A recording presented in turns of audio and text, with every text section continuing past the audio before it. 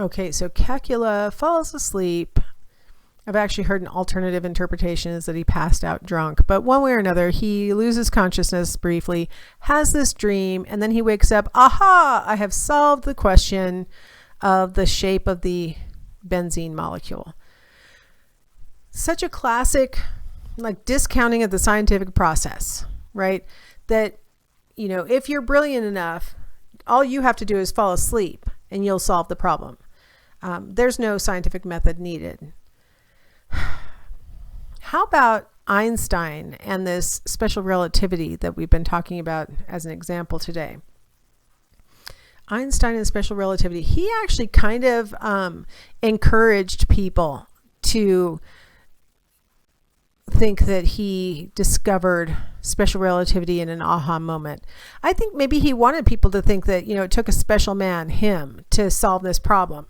In fact, he reports that when he was talking to his friend Michel Basso, he says, I started the conversation with him in the following way. Recently, I've been working on a difficult problem. Today, I come here to do battle against that problem with you. We discussed every aspect of this problem. Then suddenly, I understood where the key to this problem lay. Next day, I came back to him again and said to him without even saying hello, thank you. I've completely solved the problem.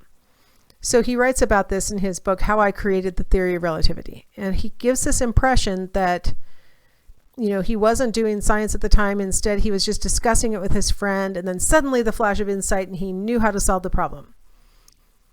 It's like he encouraged people to believe this aha moment.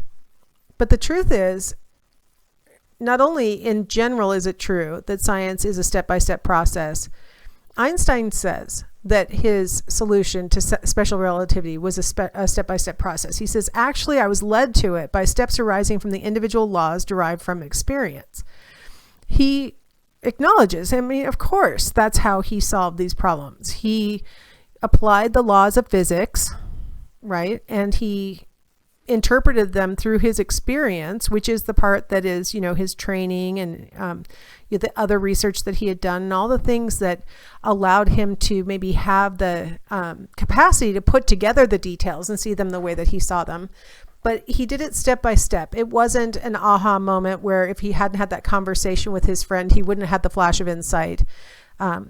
So I think he kind of fostered that little myth, you know, that he's a great man who came up with something that other people couldn't do. But he acknowledges that it really is, science is always a step-by-step process. We should never think that all we have to do is go to sleep and we'll have, you know, a flash of insight that'll cause us to like solve some major problem. So science through insight is one of the things that pseudoscientists, you know, really kind of think is true. Pseudoscientists will also ignore previous data. They really enjoy a great paradigm shift, and they really don't feel the need to account for all the data that had led to the existing theory being what it was. Like they don't really think it's worth their time to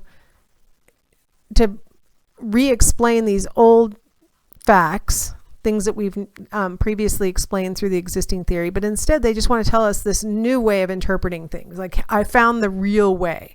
So I want you guys to watch this promo for this TV show, and we'll come back and I'll elaborate.